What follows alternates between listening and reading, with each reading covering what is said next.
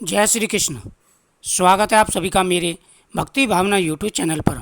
दोस्तों, कृष्ण जन्माष्टमी के दिन आपको जरूर खानी है कुछ चीज़ें, इससे आपकी हर मनोकामना पूरी होगी। भाद्रपद मास के कृष्ण पक्ष की अष्टमी तिथि को श्री कृष्ण जी का जन्मोत्सव होता है। इस दिन कृष्ण जी का जन्मदिन मनाया जाता है। इसी दिन कृष्ण जन्माष्टमी का त्यौहार मनाया जाता है। इस साल बहुत ही अच्छे युग में कृष्ण जन्माष्टमी का पर्व पड़ रहा है। जन्माष्टमी पर भगवान श्री कृष्ण के भक्त पूरे दिन व्रत का पालन कर रात 12 बजे के बाद श्री कृष्ण का जन्म होने पर पूजा पाठ कर व्रत का पारण करते हैं। इस दिन लड्डू गोपाल की पूजा होती है, उन्हें तरह तरह के भोग लगाए जाते हैं। ऐसे में भगवान श्री कृष्ण को दूध और मक्खन बेहद प्रिय है। ऐसे में आप इस दिन भोग में केले और काजू से बनी खीर चढ़ा सकते हैं। दोस्तों, इस दिन भगवान कृष्ण को आप कुछ चीज़ें जरूर चढ़ाएं और वह आपको जरूर खानी चाहिए। इसका विशेष शास्त्रों में वर्णन मिलता है। जो व्यक्ति भगवान श्री कृष्ण को ये चीज़ें चढ़ा करके खाते हैं, उनकी प्रत्येक मनोकामना पूरी हो जाती है। कृष्ण जन्माष्टमी का जो दिन होता है, ये बहुत बड़ा दिन होता है।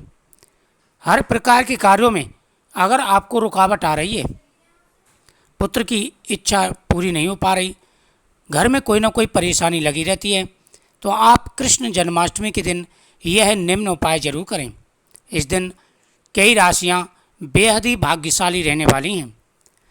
कृष्ण जन्माष्टमी के दिन सबसे पहले रात को 12 बजे भगवान कृष्ण को स्नान कराएं, लेकिन उससे पहले दिन में व्रत का संकल्प करना होता है। कृष्ण जन्माष्टमी के दिन जो व्यक्ति भगवान के सामने व्रत का संकल्प करते हैं, उनकी प्रत्येक मनोकामना पूरी हो जाती है। बिना व्रत के संकल्प के भगवान का व्रत अधूरा माना जाता है। हिंदू धर्म में कृष्ण जन्मोत्सव को जन्माष्टमी के रूप में मनाया जाता है। इस साल यह पर्व बहुत ही अच्छे दिन में पड़ रहा है। इस दिन लड्डू गोपाल का भव्य अभिषेक, मनमोहक श्रृंगार और अलौकिक पूजा की जाती है। साथ ही कृष्ण भक्त लड्डू गोपाल के आगमन की खुशी में व्रत भी रखते हैं। ऐसे में व्रत से जुड़े नियमों का पालन करना आवश्यक माना गया है। अगर आपने भी व्रत रखा है तो व्रत से जुड़े कुछ नियमों का आपको विशेष रूप से ध्यान रखना है और कुछ चीज़ें भोग लगा करके जरूर खानी है। श्री कृष्ण वैष्णव थे, इसलिए जन्माष्टमी के दिन पहले सात्विक भोजन और फिर दूसरे दिन उपवास रखा जाता है। यानी जन्माष्टमी से पहले दिन सात्विक भोजन और जन्माष्टमी के दिन व्रत रखा जाता है। श्री कृष्ण जन्माष्टमी के दिन सुबह ब्रह्म मुहूर्त में उठकर स्नान करें और श्री कृष्ण के आगे व्रत का संकल्प करते हैं।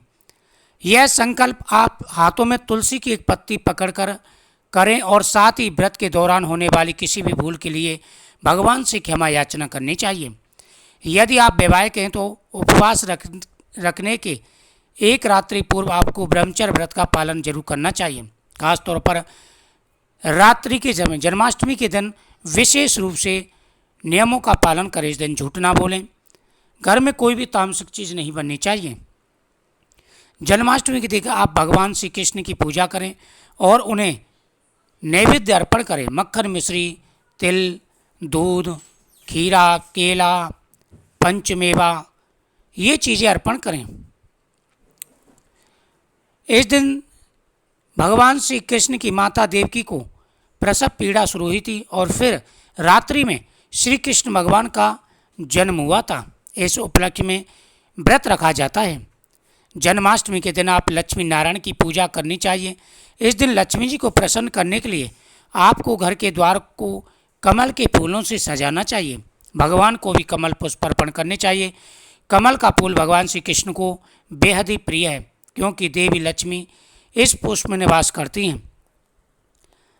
जन्माष्टमी के व्रत में आप सारे फलों का सेवन कर सकते हैं, मगर इस दिन श्री कृष्ण के जन्म से पूर्व खीरा नहीं काटना चाहिए। दरअसल खीरे की स्टेमेंट कट करके ही कृष्ण का जन्मोत्सव मनाया जाता है। ऐसा कहा जाता है कि खीरे की स्टेम को बच्चे की नाल समझकर श्री कृष्ण के जन्म उत्सव के रूप में यह पर्व मनाया जाता है। इस दिन जन्म उत्सव के समय खीरा जरूर काटा जाता है। जन्माष्टमी के व्रत में आप फलाहार कर सकते हैं। सुबह से रात तक आप फलों का सेवन करें और रात में आप साधारण भोजन कर व्रत खोल सकते हैं। वैसे तो लोग पूरे दिन व्रत रखना चाहते हैं, वे लोग रात्रि में ही फल, दही, दूध और श्री कृष्ण के चढ़े प्रसाद का सेवन करना चाहिए।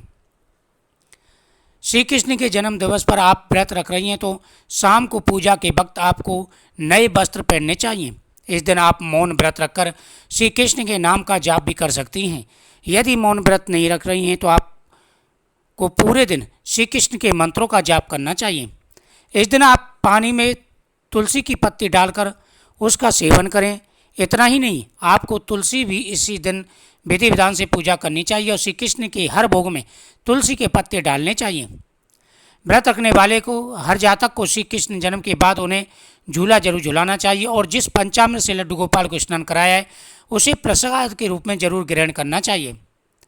दोस्तों, इस दिन भगवान के सामने रखा हुआ प्रसाद आपको मंत्र जाप करने के बाद में कृष्णाय वासुदेवाय हरे परमात्मने प्रणतः कलेशनाशाय गोविंदाय नमो नमः पुत्र की इच्छा बोल करके भगवान के सामने रखा हुआ प्रसाद आपको जरूर खाना है, लेकिन उससे पहले 108 बार मंत्र का जाप करना है। कृष्ण जन्माष्टमी के दिन जो व्यक्ति अपनी इच्छा बोल करके भगवान कृष्ण के हाथ में एक धागा बांध देते हैं, उनकी मनोकामना पूरी हो जाती है। कहते हैं कि कृष्ण जन्माष्टमी के दिन भगवान के सामने रखा हुआ नैवेद्य अगर खाते हैं तुलसी पत्र डाल करके, मंत्र जाप करके, तो उस समय जो आपके मन में कामना होती है वह कामना पूरी हो जाती है। इस दिन भगवान को पीला मिठाई एक जरूर चढ़ाएं। साथ ही इस दिन आपको धनिए की पंजीरी और संगाड़े का आटा भून करके मिक्स करके वो पंजीरी बना के जरूर भोग लगाएं। उसमें काजू बादाम डालें। भगवान को गाय के दूध में आप केसर डाल के भोग लगाएं। साथ ही भगवान से क्षमा याचना जरूर करें और पुत्र प्राप्ति के लिए निवेदन करें। इस दिन मेष राशि, मिथुन राशि, कर्क राशि, सिंह राशि, कन्या राशि, वृश्चिक राशि, धनु राशि, कुंभ राशि, मीन राशि, ये राशियां इस दिन बेहद ही भाग्यशाली रहने वाली हैं। कृष्ण जन्माष्टमी के दिन जो व्यक्ति भगवान के सामने अपनी प्रार्थना बोलते हैं और साथ ही भगवान शिव का पूजन करते हैं, गौ माता का पूजन करते हैं, गौ माता को वस्त्र उड़ा के आते हैं, उनकी मनोकामना पूरी हो जाती है। तो आप जितना चाहे उतना इस दिन उपाय कर सकते हैं और भगवान के सामने चढ़ा हुआ प्रसाद नैवेद्य जरूर खाएं, लेकिन उसमें काजू बादाम डाल के जरूर खाना है, मक्खन मिश्री के साथ में। इससे आपकी हर मनोकामना पूरी होगी। भगवान को मक्खन मिश्री और दूध बेहद प्रिय था, तो इनका ही सेवन आपको करना है। मुझे उम्मीद है आपको ये जानकारी अच्छी लगी होगी। तो दोस्तों, आपको ये उपाय जरूर करना है। ये बहुत ही चमत्कारी और प्रभावशाली उपाय हैं। इन उपाय को करने से व्यक्ति की हर मनोकामना पूरी हो जाती है। और इस दिन कृष्ण जन्म की कथा जरूर सुननी है।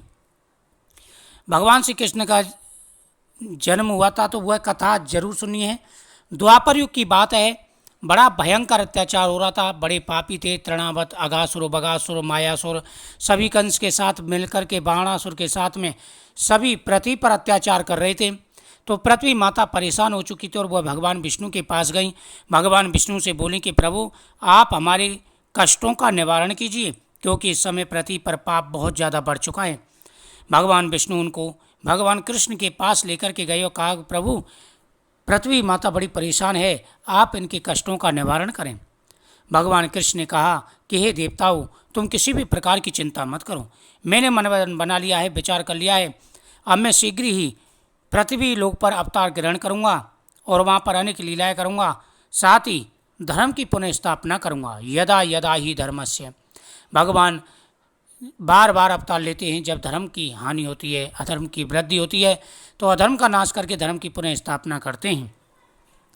भगवान श्री कृष्ण ने माता देवकी के गर्भ से अवतार लिया और नंद बाबा के यहाँ पर वो रहे।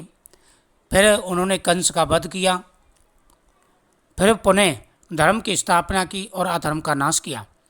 भगवान श्री कृष्ण की अनेकों कथाएं हैं, अनेकों लीलाएं हैं, लेकिन जन्म की कथा आपको इस दिन जरूर सुननी है। जिनको भी पुत्र की कामना है उनकी यह कामना अवश्य पूरी होगी। मुझे उम्मीद है आपको ये जानकारी बहुत ही अच्छी लगी होगी। वीडियो को शेयर करें, चैनल को सब्सक्राइब करें और साथ ही भगवान के स्नान का जो जल है, पंचामृत है, दूध, दही, शहद, घी, शक्कर से आपने भगवान को स्नान कराया था, वह आपको प्रसाद के साथ में जरूर पीना है। इससे आपकी हर मनोकामना पूरी होगी। ओम नमो भगवान।